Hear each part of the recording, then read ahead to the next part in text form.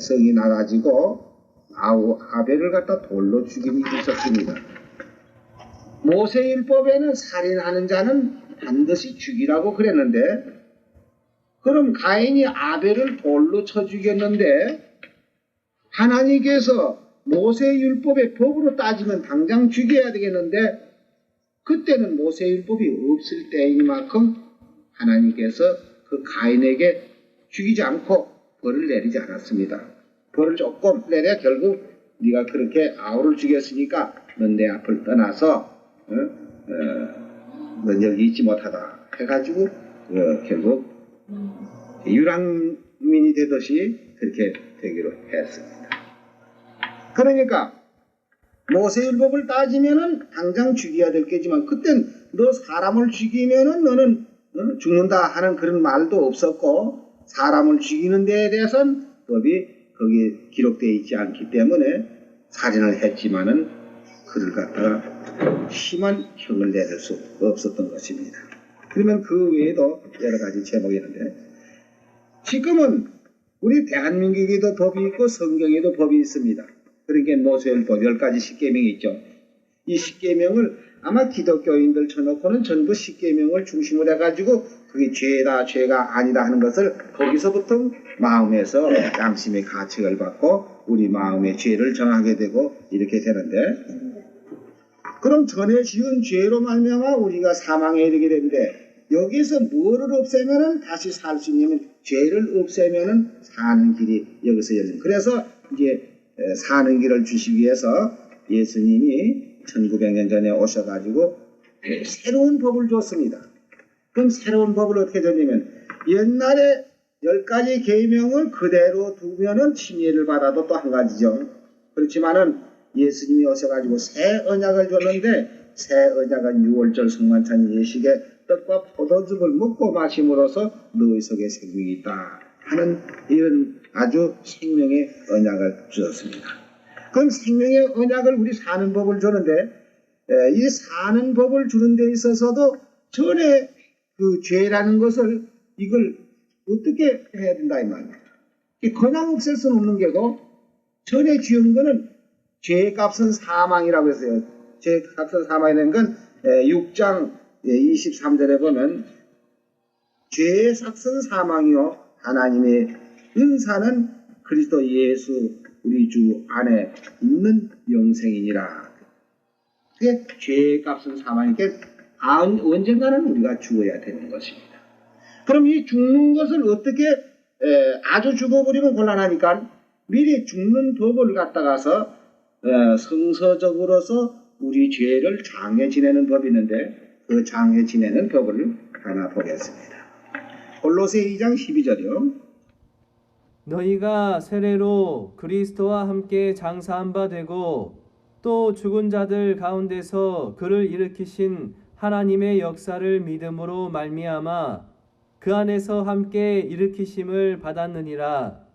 또 너희의 범죄와 육체의 무할례로 죽었던 너희를 하나님이 그와 함께 살리시고 우리에게 모든 죄를 사하시고.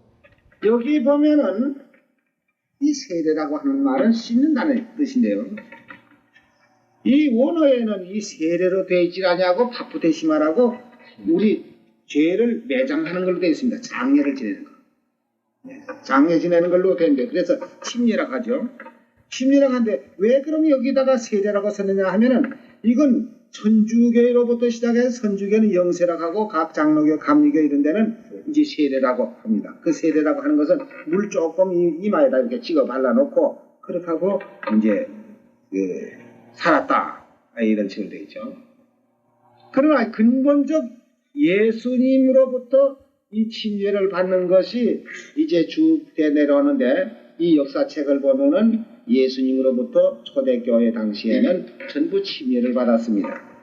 그러니까 여기 지금 글자를 우리가 한번 받아보세요. 세례로 그리스도와 함께 장산받고 이렇게 기록됐단 말이에요. 그러면 시침으로서 예수님과 함께 장사 지냈다 이렇게 되면 말이 안 되죠. 그러면 침례로 물에다가 이렇게 푹 잠금으로써 그리스도와 함께 장산받고 하면은 말이 맞는 것입니다. 왜 침례라는 거 하는 말이 맞는 거예요. 이렇게 세례가 아니고 침례인데 침례는 곧 뭘 하는 거라고요? 장사 지내는 바. 장례, 매장을 한단 말이에요. 우리 죄를 완전히 매장을 해버려요. 그럼 매장을 하게 되면 어떻게 되느냐?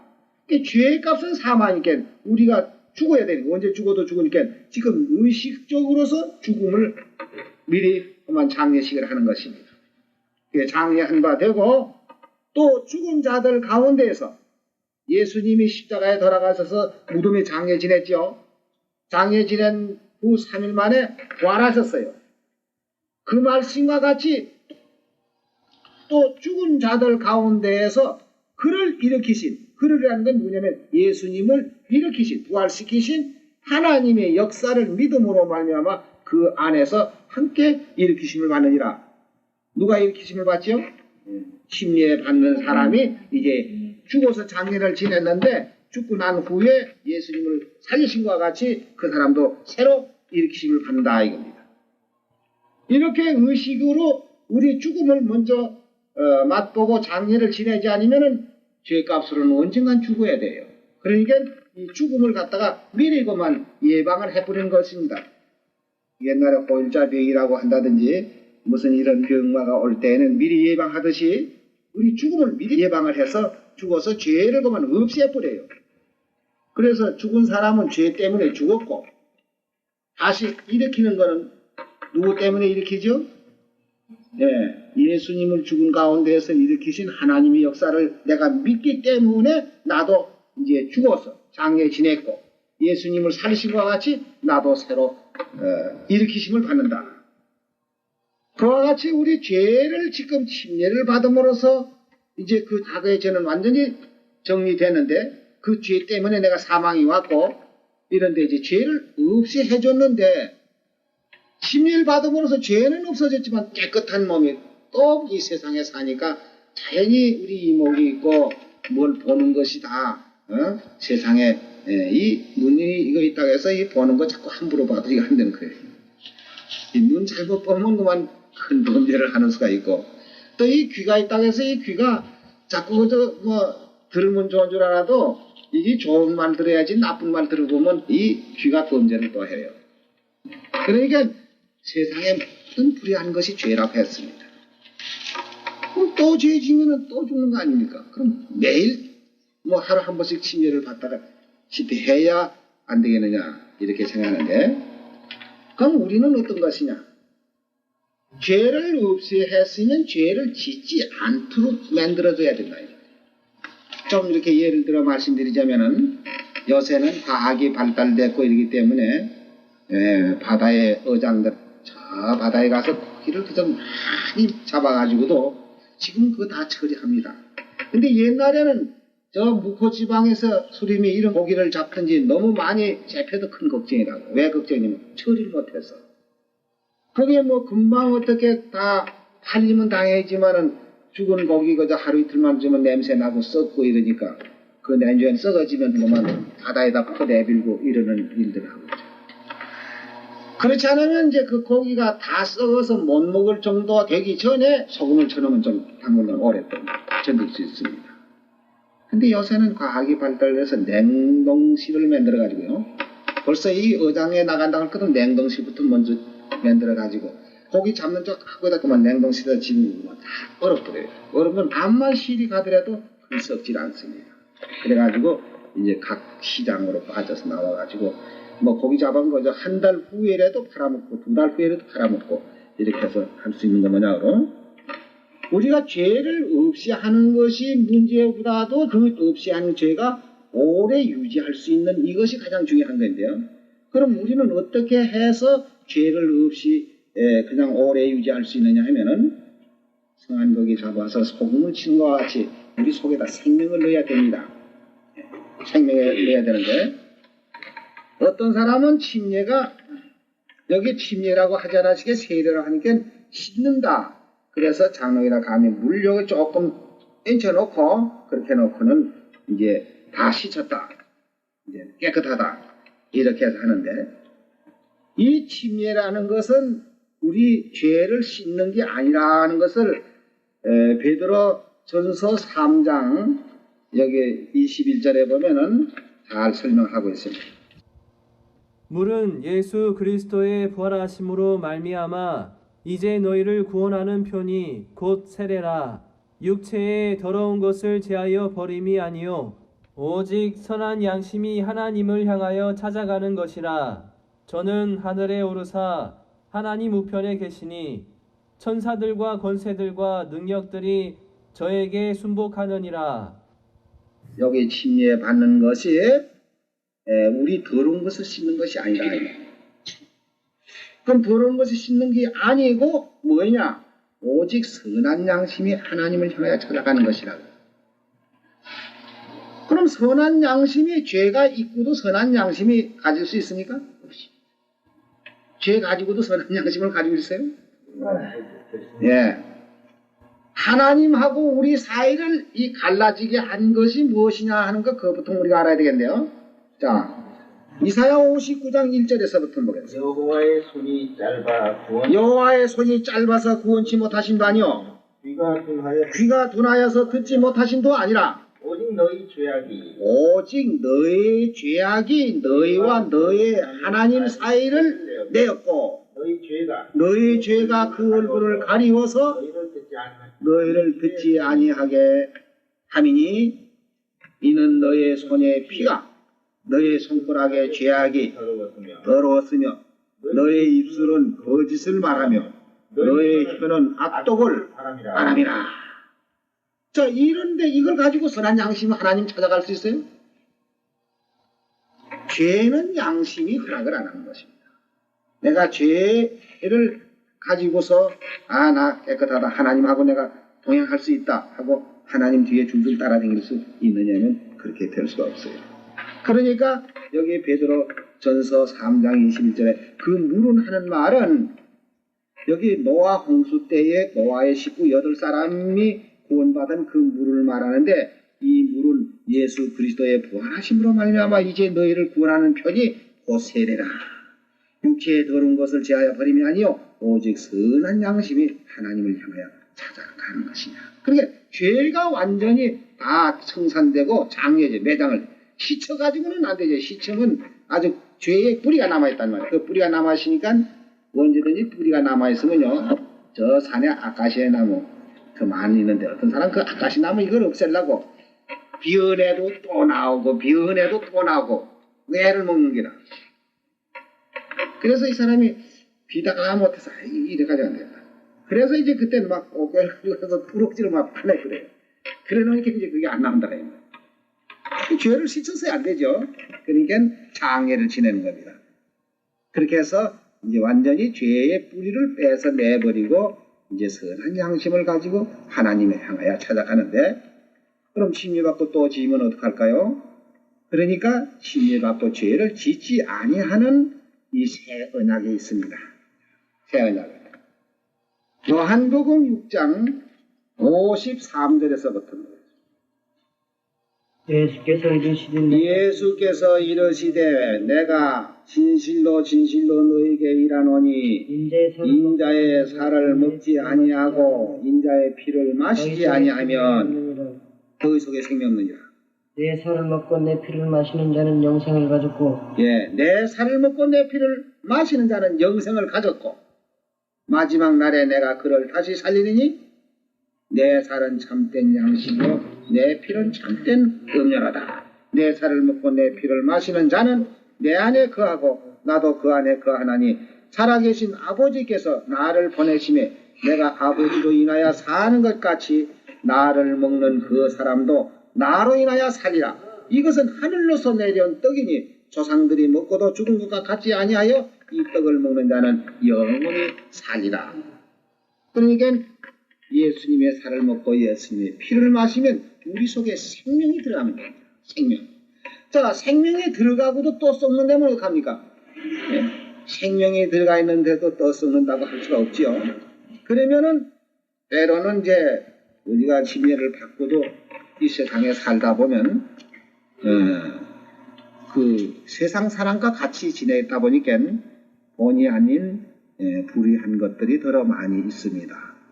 근데 그런 경우에는 어떻게 되느냐 하게 되면요 요한일서 5장 16절에 보면은 누구든지 형제가 사망에 이르지 아니한 사망에 이르지 아니하는 죄, 범하는 것을 보거든 구하라. 그러면 사망에 이르지 아니하는 범죄자들을 위하여 저에게 생명을 주시리라. 사망에 이르는 죄가 있으니 이에 대하여 나는 구하라 하지 않노라. 모든 불의가 죄로 돼 모든 불의가 죄로 돼 사망에 이르지 아니하는 죄도 있도다. 그러니까 이 사망에 이르는 죄라는 것은 어떤 것이냐 하면은 우리 세상 죄에도 너무 심하게 하는 것들은 안 되지만은 여기에서 사망에 이르는 죄가 뭐인가? 히브리서 10장 26절. 우리가 진리를 아는 지식을 받은 후 우리가 진리를 아는 지식을 받은 후에 짐짓 죄를 범한 적. 여기 죄라는 건 무슨 죄냐면은 그 다음에 나옵니다. 어떤 게 그 죄냐면 짐짓 죄를 범한 적 다시 속죄하는 제사가 없고, 이 속죄라는 것은 이 새 언약을 말하는 것입니다. 속죄하는 제사가 없고 오직 무서운 마음으로 심판을 기다리는 것과 대적하는 자를 소멸할 맹렬할 불만 있으리라. 모세의 법을 폐한 자도 두세 증인을 인하여 불쌍히 여김이 없이 받지 못하고 죽였거든.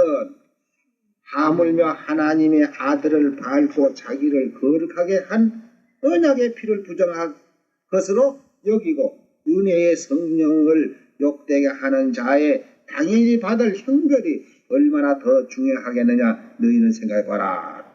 그러니까 여기 무슨 죄겠어요? 새 언약. 예, 이 언약의 질을 배반하고 나가는 것이 이것은 다시 속죄하는 제사가 없어요. 왜 그러냐면은 새 언약을 통해서 예수님의 살과 예수님의 피로 우리의 생명을 줬고 영생을 줬는데도 불구하고 그것을 부인하고 나갔을 때에는 옛날 모세의 율법을 폐한 자도 불쌍히 여기지 않고 죽였거든. 두 사람의 증인을 인해서 하물며 하나님의 아들을 밟고 자기를 거룩하게 하는 언약의 피를 부정하게 여긴다. 이것이 다시 용서함을 받을 수 없는 죄라는 것을 여기 말했습니다. 그러면 우리 속에 생명을 넣어준다는 말씀, 아까 어떻게 하면 생명이 들어간다고요? 요한복음 6장 53절에 예수님의 살을 먹고 예수님의 피를 마시면 너희 속에 생명이 있다. 생명이라는 뜻은 뭐냐면은 영원히 사는 뜻을 말합니다. 생명이 없으면 죽은 사람이고 생명이 있으면 산 사람입니다.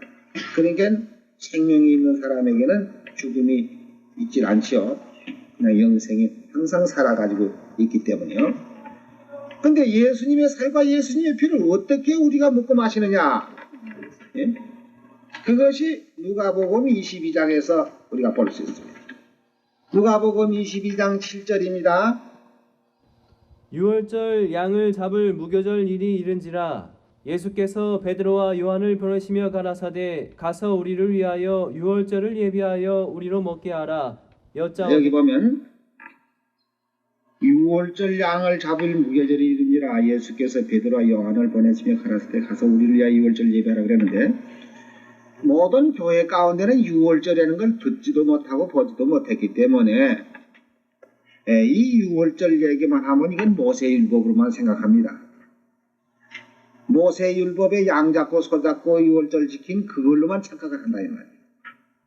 근데 예수님이 유월절을 예배하라고 베드로와 요한을 보내서 가서 유월절을 예배해서 우리도 먹게 하라 한 이 유월절은 옛날 모세율법에 양을 잡고 양의 피를 문설주에 바르거나 백성에 뿌리는 그런 유월절이 아니고 멜리덱의 반차라고 하는 떡과 포도즙을 가지고 우리에게 새 언약을 주신 것입니다.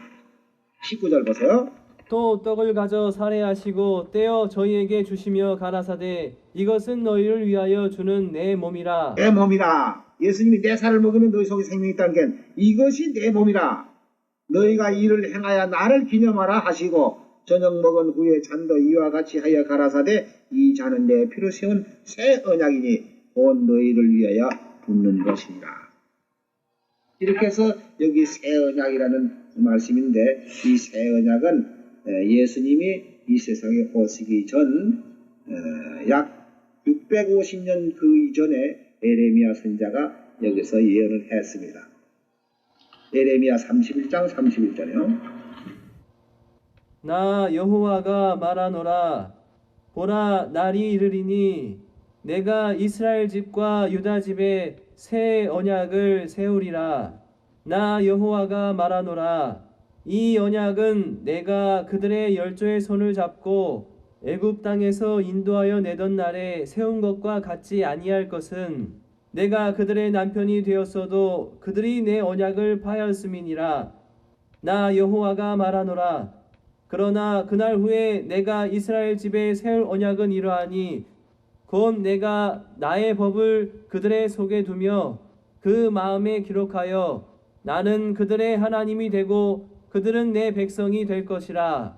650년 전 그 즈음에 에레미야 선지자가 이제 장차 이 앞으로 600년 후에면 메시아가 세상에 오셔가지고 이제 새 언약을 세워 주실 것이다 하고 미리 예언한 그대로 모세 율법이 아닌 이 새 언약을 세워 주실 것을 예언했습니다.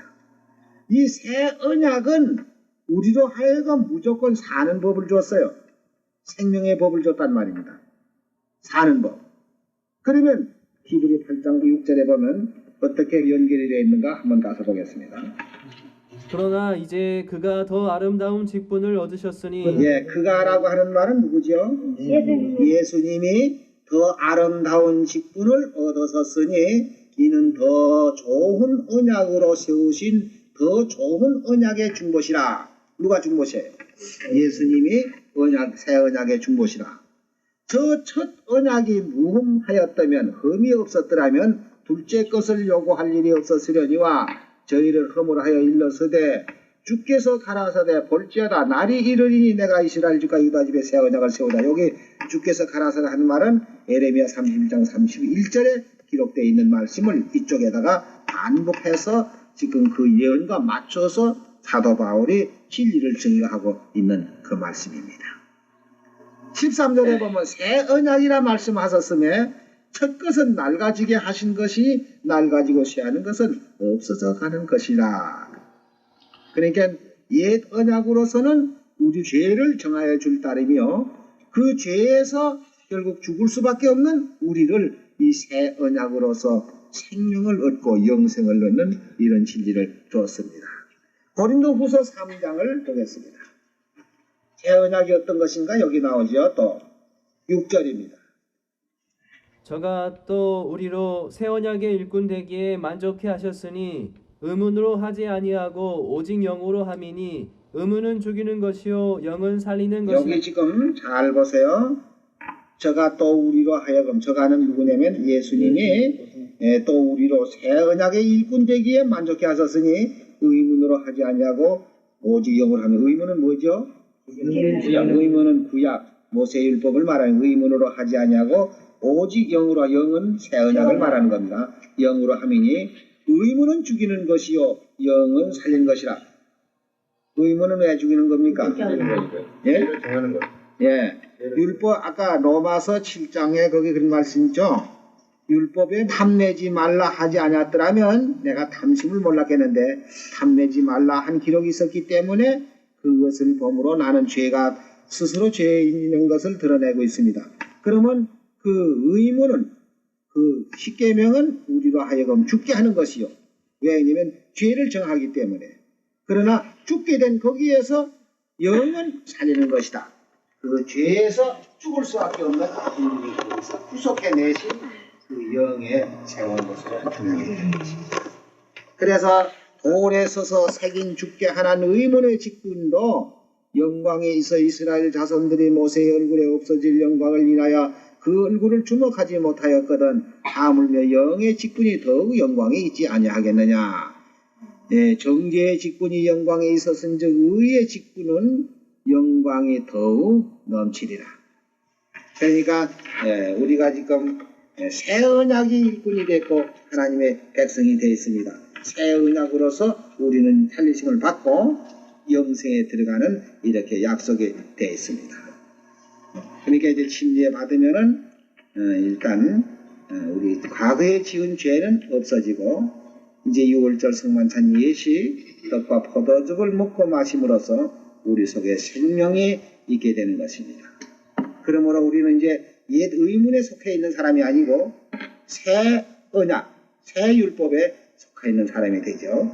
이렇게 해서 우리는 영생에 들어가게 되는데 우리 침례를 받고 진리 안에서만 떨어지지 않고 우리가 어떠한 시험이 있더라도 진리 안에서만 떨어지지 않으면은 우리에게 주신 영생은 계속돼서 나가다가 영원한 하늘나라에 들어가게 되는 것입니다.